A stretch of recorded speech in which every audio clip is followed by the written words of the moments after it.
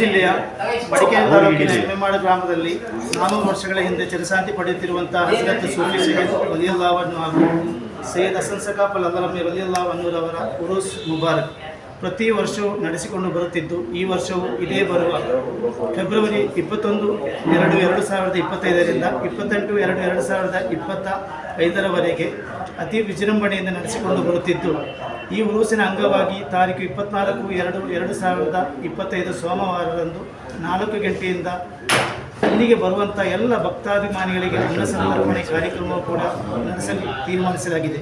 ಅಲ್ಲದೆ ಈ ಉರೂಸಿಗೆ 7 ದಿನಗಳಲ್ಲಿ ಪ್ರತಿದಿನ ರಾತ್ರಿ ಧಾರ್ಮಿಕವಾಗಿ ಹಾಗೂ ಲೌಕಿಕ ವಿಷಯದ ಬಗ್ಗೆ ಧಾರ್ಮಿಕ ಮುಖಂಡರುಗಳು ಧಾರ್ಮಿಕ ಮತ ಪ್ರವಚನ ನೀಡಲಿದ್ದಾರೆ. ಅಲ್ಲದೆ ಉರೂಸಿನ ಸೌಹಾರ್ದ ಸಮ್ಮೇಳನವು 24ನೇ ತಾರೀಕು ಸೋಮವಾರ ನಡೆಯಲಿದ್ದು, ರಾಜ್ಯದ ಹಾಗೂ ಹೊರ ರಾಜ್ಯಗಳಿಂದ ಹಲವಾರು ಗಣ್ಯ ವ್ಯಕ್ತಿಗಳು, ಉಲಮಾಗಳು, ಸೈಯದರುಗಳು, ಬಹುಶಃ ನಮ್ಮ ರಾಜ್ಯದ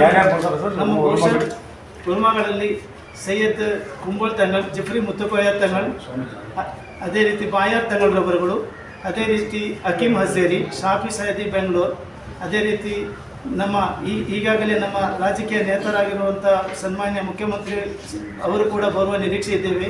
ಸಭಾಪತಿಗಳಾದಂಥ ಯುಟಿ ಖಾದರ್ ಸರ್ ಅವರು ಬರುವ ನಿರೀಕ್ಷೆ ಇದ್ದೇವೆ. ಜಮೀರ್ ಅಹಮದ್ ಸಾಹೇಬ್ರವರು, ನಮ್ಮ ಶಾಸಕರಾಗಿರುವಂತಹ ಕಾನೂನು ಸಲಹೆಗಾರಾಗಿರುವಂತಹ ಪೊನ್ನನಾಥ್ ಸರ್ ಅವರ ನೇತೃತ್ವದಲ್ಲಿಯೇ ಕೂಡ ಈ ಉರೂಸು ಕೂಡ ಅವರೆಲ್ಲ ಮಾರ್ಗದರ್ಶನದಲ್ಲಿ ಕೂಡ ಈ ಉರೂಸು ಅಚ್ಚುಕಟ್ಟಾಗಿ ನಮ್ಮ ಎಮ್ಮೆಮಾಡಿನಲ್ಲಿ ನಡೆಯಲಿದೆ.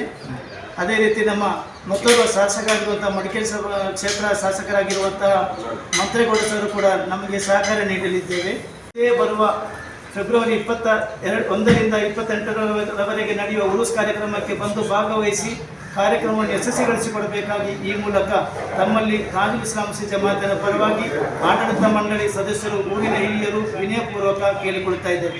ಹಾಗೂ ಸೈಯದ್ ಹಸನ್ ಸಕಾಫ್ ಅಲ್-ಅದರಮಿ ರಲಿಯಲ್ಲಾಹು ಅನ್ಹುರವರು ಇತರ ಔಲಿಯಾಗಳ ಹೆಸರಿನಲ್ಲಿ ಪ್ರತಿ ವರ್ಷವೂ ಆಚರಿಸಿಕೊಂಡು ಬರುತ್ತಿರುವ ಉರೂಸ್ ಮುಬಾರಕ್ ದಿನಾಂಕ 21-2-2025ರಿಂದ 28-2-2025ರವರೆಗೆ 7 ದಿನಗಳ ಕಾಲ ಜಾತಿ ಮತ ಭೇದವಿಲ್ಲದೆ ಸಾವಿರಾರು ಜನರ ಭಾಗವಹಿಸುವ ಕಾರ್ಯಕ್ರಮವಾಗಿರುತ್ತದೆ.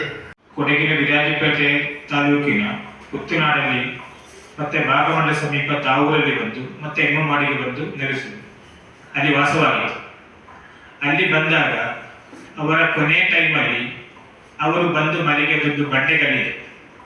ಆ ಬಂಡೆಗಲ್ಲಲ್ಲಿ ಅವರು ಮನೆಗಿರುವಾಗ ಅಲ್ಲಿ ಇರುವ ಪಕ್ಕದಲ್ಲಿರುವ ಮನೆಯವರ ಹಸು ಬಂದು ಅವರು ಸ್ವಇಚ್ಛೆಯಿಂದ ಕೆಳಗೆ ಇರುವ ನೀರಿನಿಂದ ಅದರ ಕೆಚ್ಚಲನ್ನು ತೊಳೆದು ಅವರ ಬಾಯಿಗೆ ಹಾನಿಸಿದ ಚರಿತ್ರೆ ಕೂಡ ಇದೆ. ಅವರ ಹೆಜ್ಜೆ ಗುರುತುಗಳು, ಈ ಹಸು ಕರುಗಳ ಹೆಜ್ಜೆ ಗುರುತು ಸುಮಾರು 400 ವರ್ಷಗಳ ಕಳೆದರೂ ಈಗಲೂ ಸಹ ತಾವು ಅಲ್ಲಿ ಬಂದರೆ ಅದನ್ನು ಡೈರೆಕ್ಟ್ ಆಗಿ ವೀಕ್ಷಿಸಬಹುದು. ಜಾತಿ ಮತ ಧರ್ಮ ಭೇದವಿಲ್ಲದೆ ಎಲ್ಲರೂ ಸಹ ಆಗಮಿಸುವ ಪುಣ್ಯ ಕೇಂದ್ರವಾಗಿದೆ ಎಂದು ಮಾಡುವಂಥದ್ದು. ಅಂತ ಸೌಹಾರ್ದತೆಯನ್ನು ಸಾರುವ ಒಂದು ಪ್ರತ್ಯೇಕವಾದ ಒಂದು ಜಿಯಾರತ್ ಕೇಂದ್ರವಾಗಿದೆ ಈ ಎಮ್ಮೆಮಾಡು.